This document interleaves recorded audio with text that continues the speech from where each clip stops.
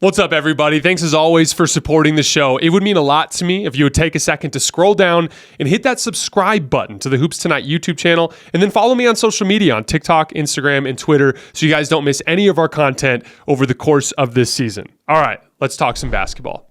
You know, one of the things I talked about going into this postseason run is when it comes to Joel Embiid, his playoff history kind of comes down to a similar theme, right?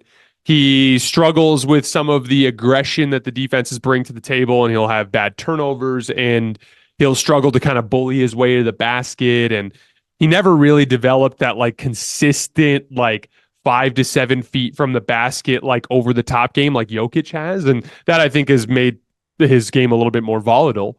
But he's been bad for the most part because his jump shot hasn't gone in. That's been the primary issue. Every year he shoots pretty damn well for the entire regular season, and then he gets into the postseason and he can't make a jump shot. And since he can't make a jump shot and he can't make the over-the-top shot, his game kind of falls apart. And all of a sudden, Al Horford's in his head, and he doesn't know what to do, and now he's kind of like mitigated within that series, right? That's been kind of the story. But Embiid's potential for like just a complete wrecking ball stretch has always been there because he is bigger and stronger than everybody, because there isn't anybody that can actually guard him when he's playing confident and comfortable offensively. And he does have a very, very, very good jump shot. He's an excellent jump shooter, and he is capable of knocking down shots in the postseason. He just hasn't done it to this point. And so honestly, tonight kind of felt like him breaking through in a lot of ways. Now, there's a lot to get frustrated about if you're a Sixers fan tonight. I did not think they had a good defensive game. They really, really did a poor job guarding Brunson and ball screens.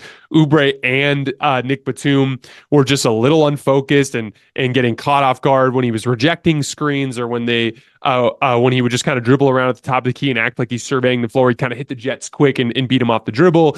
They were then out of position in their ball pursuit and committing fouls from behind. That was a big issue in the fourth quarter. There were possessions where Embiid was like glued up to Hartenstein on the weak side while Brunson's driving by Batum on the other side. Like it was not a good defensive effort. And honestly, the only reason the Sixers won this game is they shot the shit out of the basketball in that second half. And like specifically in the third quarter, Tyrese Maxey and Joel Embiid were just spamming that pick and pop, and Embiid was hitting threes. It started in the early third quarter with him hitting little mid-range shots, and then towards the end of the third quarter, he started hitting that pick and pop three-point shot, and it kind of bailed them out. And so, honestly, I think it'll work to Nick Nurse's benefit, because I think Nick Nurse is going to be able to go into a film session with the team after this game and be like, hey, 2-1, this is great. You've played well enough to be up, or you're down 1-2, but you've played well enough to be up 2-1. That's great, but we got to be a lot better for game 4. And I think we'll get much more of like a stuck in the mud kind of rock fight game in game 4. And I think we'll get a better defensive effort out of the Sixers in that game. And that one is going to be one where you're probably not going to shoot quite as well, and you're going to have to win a different way, right? This is kind of the buzzsaw concept that we were talking about. It's why you got Cam Payne hitting shots and Kelly Oubre had a couple of shots. Like you get better production from your role players at home, right? Like that's kind of to be expected. I thought Tyrese Maxey was awesome again. Not his most efficient night, but he had a step back jump shot going, especially in that third quarter stretch.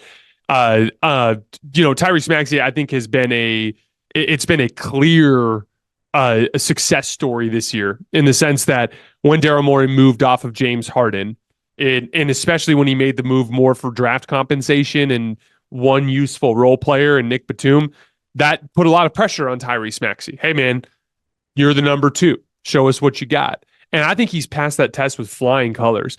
There's a little bit of like a trash talking match that's starting to take shape between Maxey and Brunson too. Like the Brunson had an and one against Maxey in the second half, where he like pump faked and leaned into him and held the follow through right in Maxey's face. And Maxey went back down on him on the other end and hit a step back in his face. And they're kind of going at each other. And like, he's got the confidence. He's got the natural ability in the postseason to him just comes down to a simple combination of jump shooting and downhill rim pressure. It's like the perfect complementary skills. If you are both a deadly over-the-top shooter and a deadly downhill threat, it just puts every defensive player that tries to guard you in a bind. He's done a really nice job on the Embiid pick and pops of dragging his defender as far off to the side as possible so that it's a longer closeout, right? Like that is a speed element too. If you come off the ball screen and you're too close to the pop, it's just an easier rotation for Hartenstein, right? As far as the play with Mitchell Robinson and Joel Embiid, there's no defending it. It was a dirty play. He was out of line. I'm glad that the league didn't eject him just simply because that'd be kind of a shitty way to win a series. like if I'm the Knicks as a competitor, I want to beat the Sixers at full strength. I don't want to beat them because Embiid did something stupid in the second quarter. I don't think Embiid was trying to hurt Mitchell Robinson. I think he made a really bad split-second decision, a really stupid, unsafe decision because he was angry because he got ran over. I think that's what it was. Doesn't justify it, but that's to me a discretion thing. You levy a fine on Embiid and you make sure he understands that he can never do that again. But I understood the league being like, or the officials being like, we're not going to kick Embiid out in Philly in the second quarter of this game for something like that, or whenever it happened, it was first or second quarter. But like, and honestly too, like the city of Philadelphia might have never let those officials get out of that arena alive if something like that would have happened. Like there's like a by the book way of looking at that incident, and then there's like a realistic way of looking at that incident. And when you look at it from that perspective, I understood what the officials were doing. Big part of this game too, just role players coming back and hitting shots. That's an important piece of it, right?